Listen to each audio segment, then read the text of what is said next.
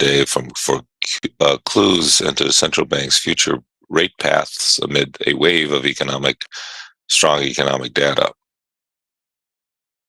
Powell will deliver the same testimony before the House Financial Services Committee on Wednesday. The Fed chief's appearances at Capitol Hill follow the release of central bank's monetary policy report, while the Fed eased its aggressive rate hiking campaign. Recent data could mean a return to bigger rate hikes to rein in stubbornly high inflation. Markets are closely expecting a 25 basis point hike in the Fed March 21st, 22nd meeting, and have priced in the probability of higher, longer rates. Meanwhile, the San Francisco Fed president said disinflation is far from certain, and the Fed is not done with tightening. All the eyes will be on whether Powell uses the opportunity to strike a more hawkish tone. The question of most interest will be whether he indicates a preference to stick with 25 basis points going forward, or if a 50 basis point move is still on the table.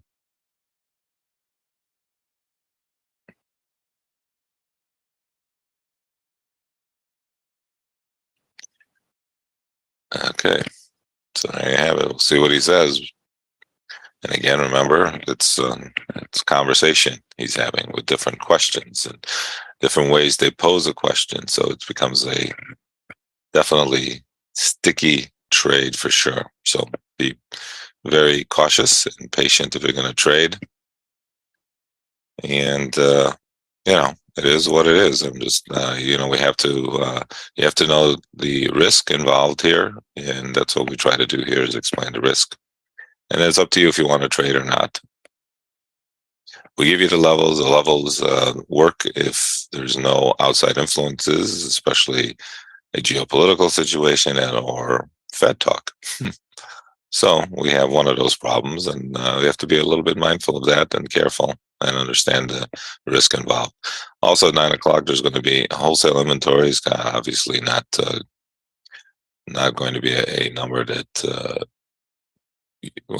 that is going to be considered much, considering Powell's going to be talking. So we'll see what happens. That's what's coming out here at top of the hour. So he gives us a little introductory speech. They do have bullet points in regards to his speech. That'll come out, and then they're going to have a question and answer session.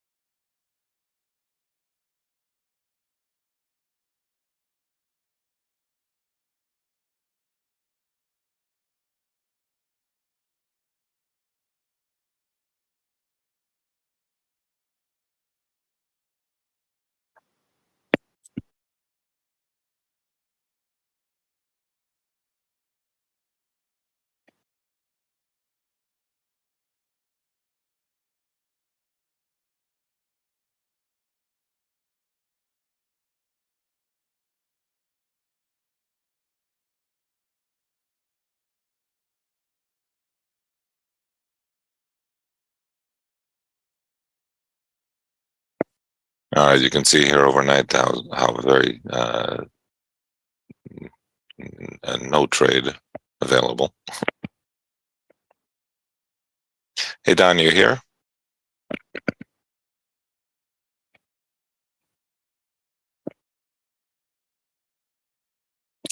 I know you've been busy lately. Are you going to be around on Monday and Tuesday?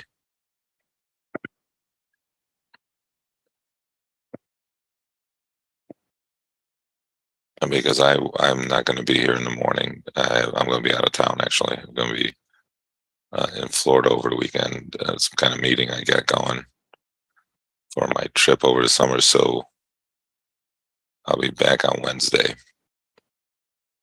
You can just do the numbers in the morning,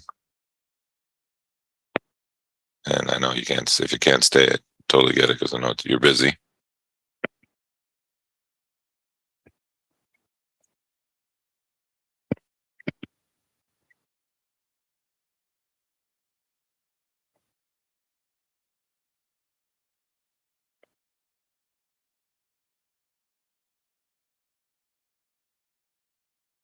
All right, so we'll see what the Fed situation brings us. We're back here at our pivot, so not a surprise. Very, very, very quiet, very uneventful trade here, at least for the time being. But then again, the market, this is the quiet before the storm, so to speak. So we shall see.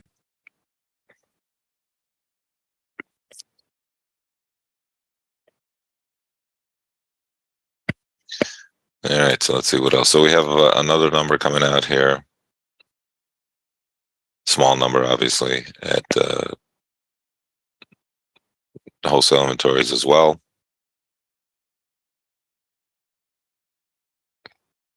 The market's going to be extremely jittery here, probably the whole time, so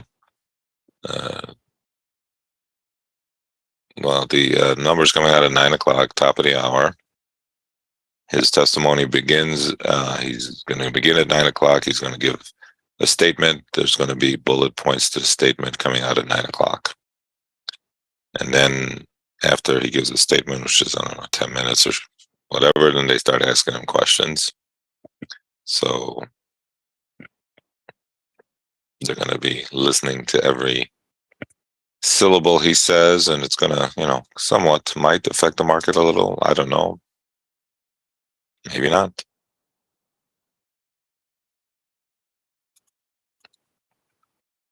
But as you can tell by the overnight trade, they're kind of just waiting. And, it is what it is.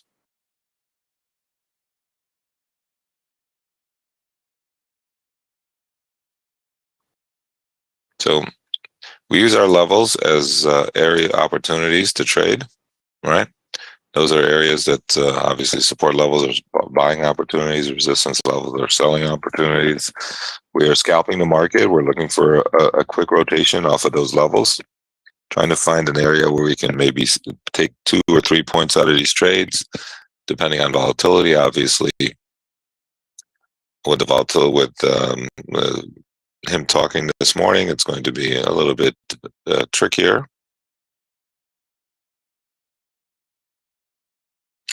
So you have to be a little bit careful. And I would just, we also look at price action opportunities in addition to the levels that we give out. Again, with the volatility, anything could go here, anything goes, anything can happen. It all depends on how traders perceive the discussion that he's going to be having.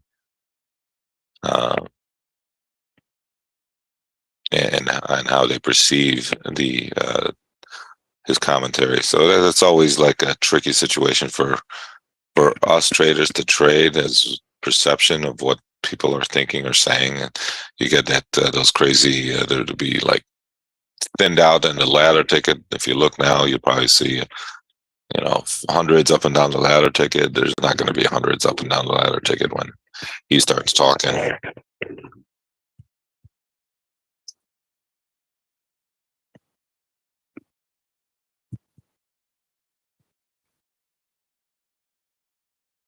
There is the levels again in the chats. Again, you can use those as a guide to the day. Coming back down here to the interim lows here for a little bit. I mean, you can see how it's been range bound much all night. Very, very tightly wound range. Nothing to get too excited about.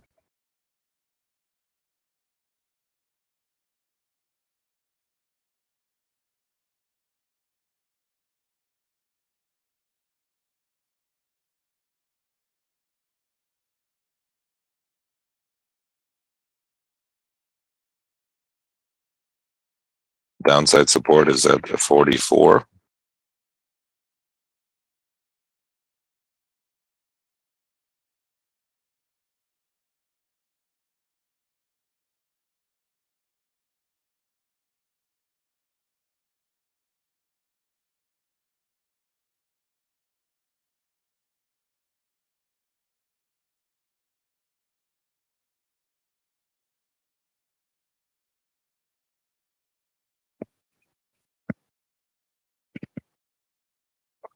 Again, if anybody has any questions, good time to ask.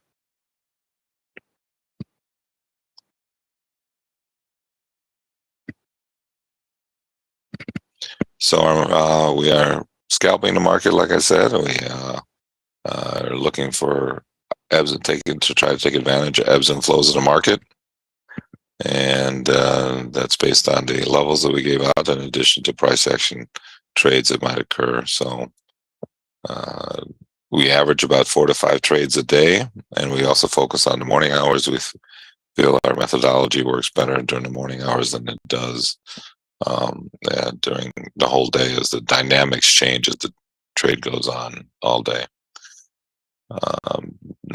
Volatility changes, the number of players that are in there changes. It's a whole different ball game as the day goes on.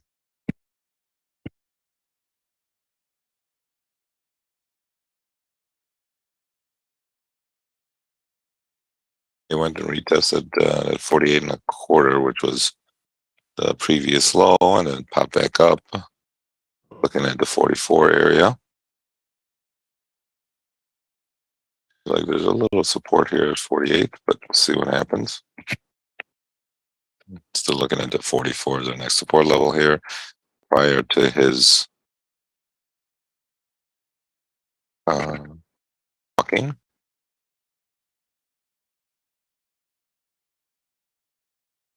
All right, they made a new low by a tick there.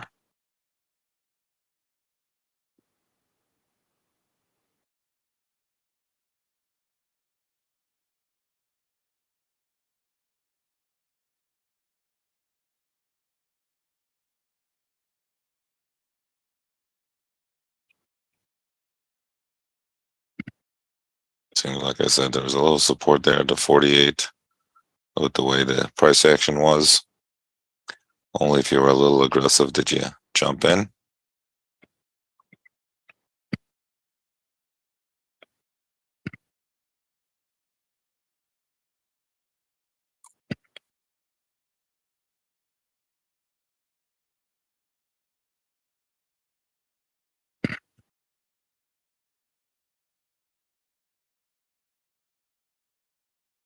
And pretty much coming back up here to our pivot. So again, very, very neutral.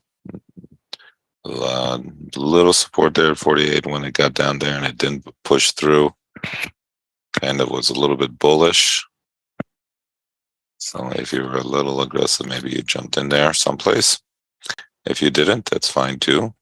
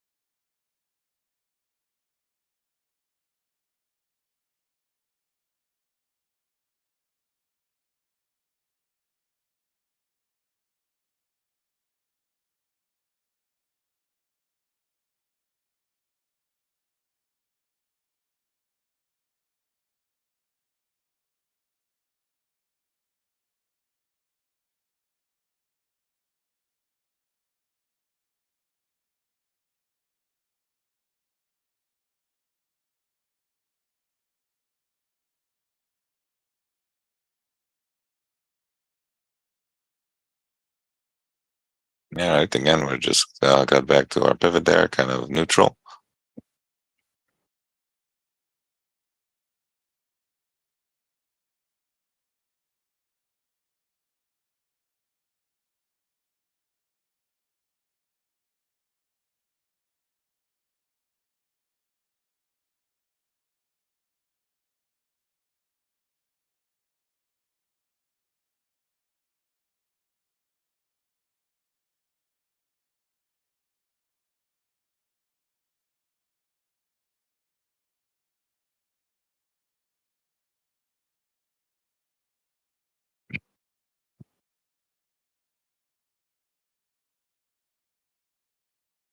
All right, top of the hour. The conversation is going to start with um, Powell, and again, it's going to be extremely difficult to trade his what he's saying, what it means.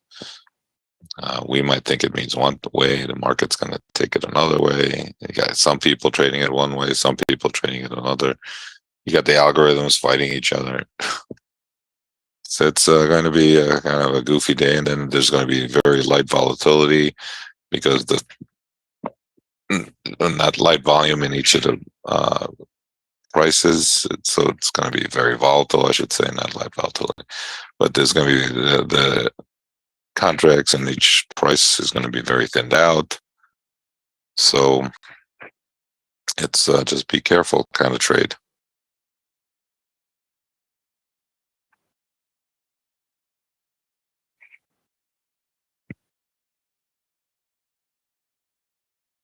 And if you're very risk averse, it's one of those trading days that you just kind of say, okay, well, there is tomorrow.